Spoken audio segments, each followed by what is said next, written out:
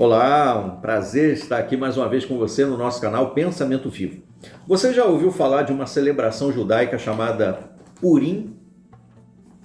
Pois é, se você já leu o livro bíblico chamado Esther, que segundo a tradição judaica foi escrito pelo primo de Esther, chamado Mordecai, então você já deve ter ouvido falar a respeito dessa festa judaica chamada Purim. Bom, o livro de Esther, segundo a tradição judaica, foi escrito por Mordecai, que era primo de Esther. Então eles eram judeus, só para contextualizar, né? Eram judeus que viviam ali na Pérsia, em Suzã, digamos assim, onde tinha um palácio, né? Onde estava ali o rei da Pérsia chamado Assuero, que alguns acham que era um Dario III, Dario, alguns da sequência dos Darios, né? Dos persas. O que aconteceu? Por que tinha judeus ali? Porque lá por volta do sexto século, sexto século, isso mesmo, do sétimo século antes de Cristo, no ano 600 e pouco, Babilônia, os caldeus invadiram e tomaram conta de Jerusalém, da capital ali da adoração em Judá e Benjamim, e levaram os israelitas cativos, os judeus cativos, para a Babilônia, onde eles ficaram por décadas. Quando a Média e a Pérsia, então invadiram Babilônia, o rei Ciro, que estava comandando então o exército, libertou os judeus e também todos os outros prisioneiros de outras nacionalidades. Todos podiam voltar para a sua adoração, para a sua terra e adorar a Deus, o Deus que ele quisesse. Muitos judeus então retornaram para Jerusalém e reconstruíram lá as muralhas, o templo. Você vai ver isso no livro de Ageu, no livro de Zacarias, no livro de Esdras, no livro de Neemias. Porém, outros ficaram ali pelos territórios. Muitos nasceram ali no cativeiro, durante o cativeiro. Durante aquele período do cativeiro, eles nasceram naquele território.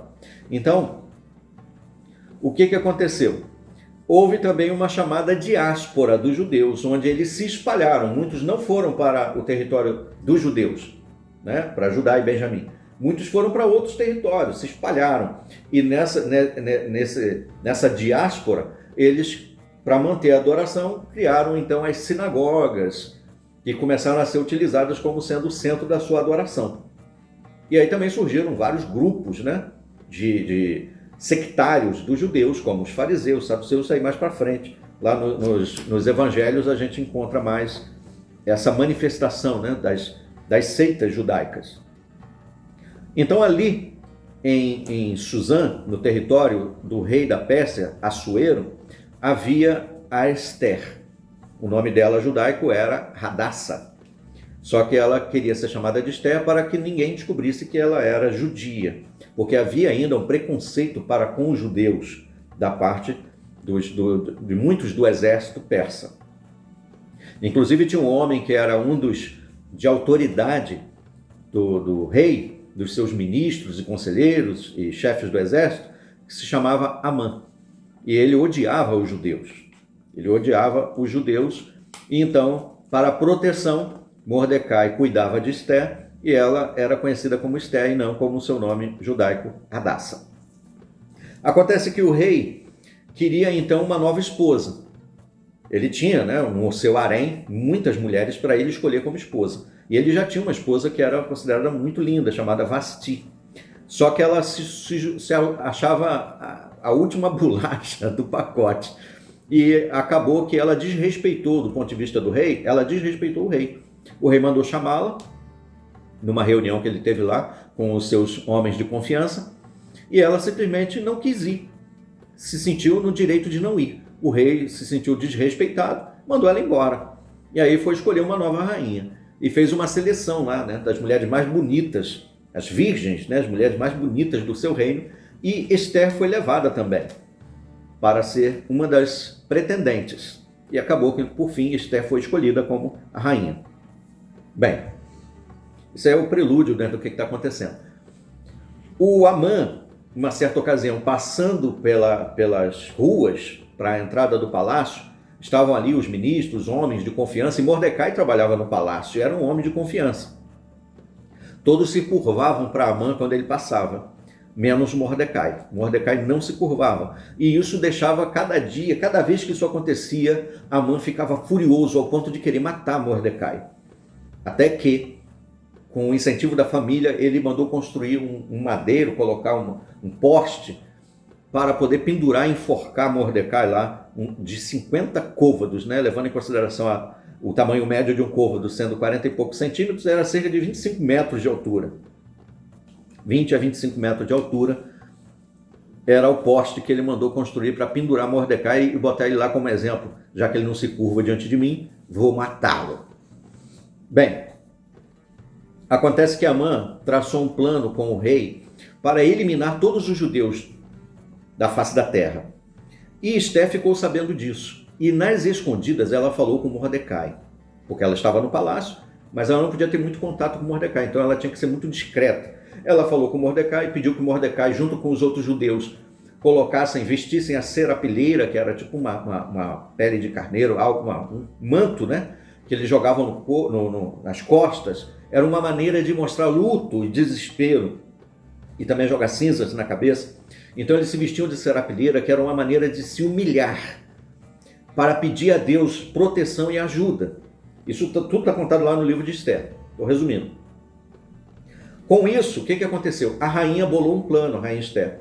Ela proporcionou um banquete e convidou Amã e chamou o rei. E aí o rei ficou muito feliz e tal, aí chamou Amã, ficou todo orgulhoso, só que ele estava com muito ódio do Mordecai, porque o Mordecai tinha descoberto uma trama para matar o rei há alguns anos atrás, e quando o rei soube disso, que ele foi salvo lá no passado, foi Mordecai que salvou ele, ele não tinha feito nada. Então ele pensou assim, poxa, não fiz nada com esse homem que me ajudou lá no passado. Aí chamou Amã e perguntou para o Amã, olha só, o que eu devo fazer com um homem que tem a estima do rei tão elevada, e o rei gosta muito dele e gostaria de o presentear? Aí o Amã ficou todo se sentindo, né? Ai, com certeza ele está falando de mim. Aí falou, você deveria dar a ele o seu cavalo, vesti-lo com uma roupa de gala, né? Uma roupa de rei, e fazer alguém puxar o cavalo e ir gritando o seu nome para que todos o saúdem pelas ruas. Aí o rei falou para ele, puxa, muito bom, faça o seguinte, vou pegar então o meu cavalo e dê ele a Mordecai, vista-o com a melhor roupa possível e você vai puxando o cavalo e gritando pela rua. O rei não fez isso de maldade, o rei nem sabia que Amã tinha raiva de Mordecai, mas o Mordecai foi pela rua se sentindo humilhado e gritando o nome de Mordecai. Aumentou ainda mais o ódio dele por Mordecai e ele já estava desejando matar os judeus. Então Esté soube disso, fez a trama, chamou o Amã, que já estava morrendo de ódio dos judeus e de Mordecai, e por fim falou com o rei, olha, meu rei, estão querendo eliminar o meu povo. Aí ela se identificou como judia. Ela apelou, pediu ao rei ajuda. Aí falou, mas quem quer fazer uma coisa dessa? Aí ela disse, é este mau Amã. Aí Amã ficou desesperado, perdeu a cor. O rei saiu para pensar e nisso Amã correu para Esté, tentou se ajoelhar para pedir, por favor, não faça isso, senão o rei vai mandar me matar. Só que ele tropeçou e caiu por cima de Esté e eles caíram em cima do leito.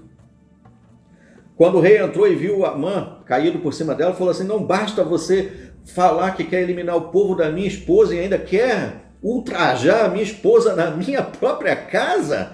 Aí ele mandou pendurar Amã no madeiro que o próprio Amã havia construído. Bom, o resultado é que o rei deu ordens para que todos os judeus eliminassem aqueles que queriam eliminar os judeus. E aí a coisa se reverteu. E aí houve uma grande festividade chamada Purim, uma celebração. E aí, resumindo então, né, a celebração judaica de Purim é uma festa que comemora a salvação dos judeus na Pérsia. É celebrada anualmente no dia 14 de Adar, geralmente em fevereiro ou março. A celebração tem suas raízes no livro de Esté, que conta a história da rainha Esté e do seu primo Mordecai, ou Mardoqueu, que salvaram os judeus da perseguição do rei Assuero, que na verdade estava sendo influenciada pelo Amã. A celebração foi instituída pelos judeus da Pérsia após a salvação e desde então é celebrada atualmente. Os judeus celebram Purim lendo o livro de Esther, conhecido como Magilat Esther, e realizando festas e reuniões sociais. Os judeus também trocam presentes conhecidos como Mishoat Manot, não sei se é assim que pronuncia, e distribuem caridade conhecida como Matanot Laevioim. É tão ruim não saber falar hebraico e grego. Se é que essa é uma língua, né? Hebraico ou grega. Simbolismo. A celebração é simbólica da luta entre o bem e o mal, a salvação dos judeus da perseguição. A celebração é uma oportunidade para os judeus refletirem sobre a importância da comunidade, da solidariedade e da resistência contra a opressão. Certo? Eu vou ver se eu acho essas referências aqui. Tem bastante referências bibliográficas para poder enriquecer ainda mais a sua pesquisa, caso você queira saber mais a respeito dessa celebração judaica chamada Purim. Gostaria de fazer algum comentário a respeito disso, tirar alguma dúvida? Você acha que alguma coisa que foi falada não está correta?